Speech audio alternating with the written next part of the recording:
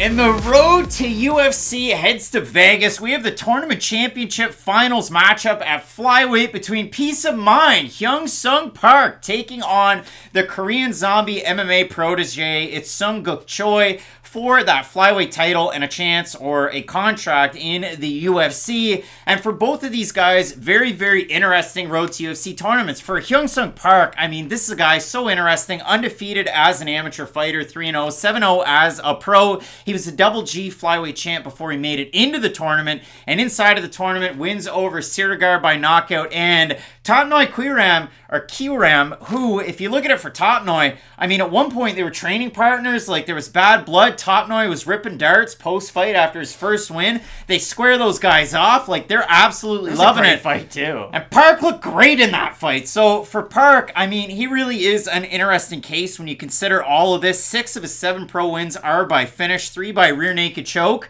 and 3 by knockout. I mean, he is kind of one of those complete package type of fighters. But I will say this for both of these guys, Matt. They both come out of good gyms. As I mentioned, for Seung Guk Choi, he won't get all of the fanfare because he's not as flashy of a striker, and he likes to go out there and implement his wrestling game very early on. But for Choi and for Park, I can see these guys not just being like one and done, like turn and burn type UFC fighters. I think they've got some longevity based on the fact that flyweight's added so many names to this division lately.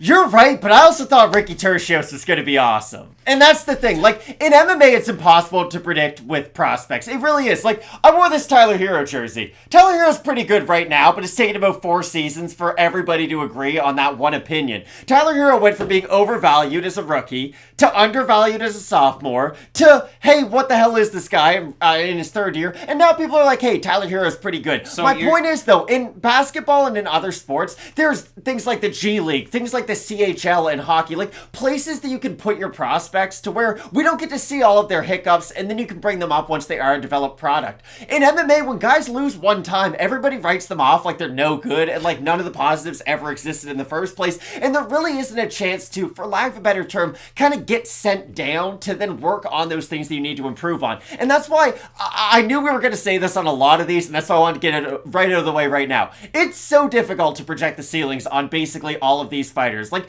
on Contender Series, they just had their first champion. That show's been on for a while now, and Jamal Hill's pretty good. So, I think Park is a decently high ceiling, and I think the winner of this is a pretty high ceiling, but it's going to be interesting to see as they go forward, because the thing about flyweight is, it's not the deepest of divisions, but every fighter who's signed to the flyweight division seems to be pretty good at this point, so I will be interested to see where the winner does get matched up moving forward, because there's some fighters coming in from other organizations, and you can kind of tell from their first few matchups, especially if they got canceled, what the organization thought of that fighter. I'll be very curious to see what the winner of this fight gets as their second time out there. Park had the respect of the odds makers in his fights on this season because he's minus 200 in that debut against Saragih, finished him in the first round. If you do look at it, he was a slight favorite over Kiram in that fight, so Tatnoy. But if you do consider it, I mean, even with Double G when he was the champ, I mean, I went back, you watch his fight against Juhwan Kim, and in that fight, I mean, he beats the brakes off of Kim to where Kim's like laying down on the ground like he's had enough, and the referee goes over and he's like, stand up, and Kim just keeps laying there. He grabs Kim's arm and stands him up, and then he eats a knee and gets beaten into the mat. Like, it was tough. But again, Park is a very, very good fighter in that way. I absolutely love the striking. I love the ground game that he has. His offensive wrestling isn't like, we don't see it a ton, but it is pretty good. His defensive wrestling, maybe there's some question marks, especially against a guy like Choi, but the only weakness I could find is he's got a little bit of a low right hand sometimes. Like, that's basically it for Park that I see. And if Choi could disguise some of his shots with his wrestling, he could have success that way. But the issue I think Choi might run into in this fight is he's the more stiff striker. Like, when you watch Park throw combinations, it's all very fluid, it's all very natural. Choi, it's almost like kind of second nature, if you will. It's kind of think and then do. And I think in some of those in-betweens before he can go for his wrestling, that's where he could struggle. But I do agree with you. I think if Choi is going to go out there and put on a really good performance, he is going to have to rely a lot on that wrestling. Go to the well over and over again. But I'll be very curious to see if Choi's own gas tank can hold up to a game plan like that, because we know Park is that finisher. He doesn't really go to the 3rd round very often. His last decision win was his 2nd professional fight. So it's been a long time for Park. I'll be interested to see if he can also keep that really high work rate going into the 3rd. And it'll be interesting for both both of these guys. I mean, both guys out of Korea.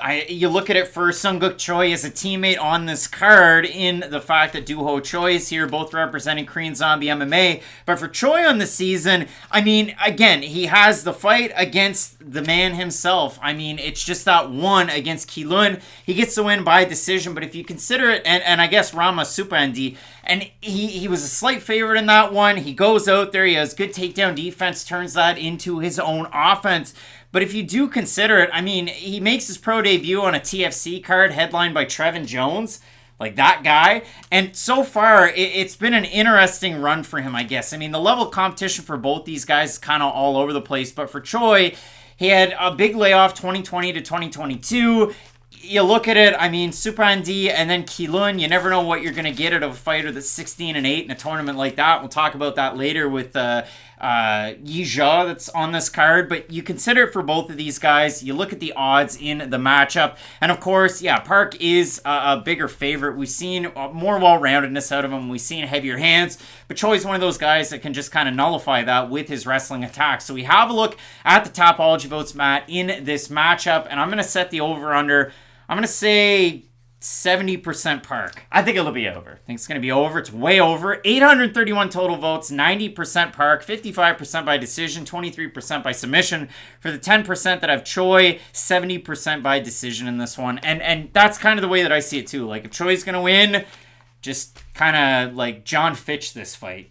Hang on. Wow. Hang on for dear life, make it boring. But I do like Park in the matchup, and I really think those speedy hands are going to catch Choi, because Choi tends to, even when he's striking, lean with his head. And if you start leaning and leading with your head, I mean, that's just a method to get finished in a fight like this. Peace of Mind's a pretty fun nickname. It's not an aggressive one by any means. It's kind of a unique one for MMA. I also have Park in the matchup, though. I like his well-roundedness, and I do like his ability to go out there and get the finish. Now, if he starts fighting some of those cardio kings in this division, gonna worry about how he looks as the fight progresses, but in this matchup, I do like Park. Yeah, if you look at it, Seung Guk Choi's last fight before he was en road to UFC, it was with Zeus, the promotion, Zeus 4, and when they introduce him, he runs out, and it's like playing, NHL 23, like there's smoke cannons coming out of the turnbuckles in the corner of the cage, but a big time fight, and both of us going with Hyun Sung Park in the first of the tournament finals, road to UFC, this one at flyweight, bantamweight, featherweight, and lightweight to come. You're not going to want to miss it. Keep it locked in with Fight Night Picks, we always say. Let's get into it.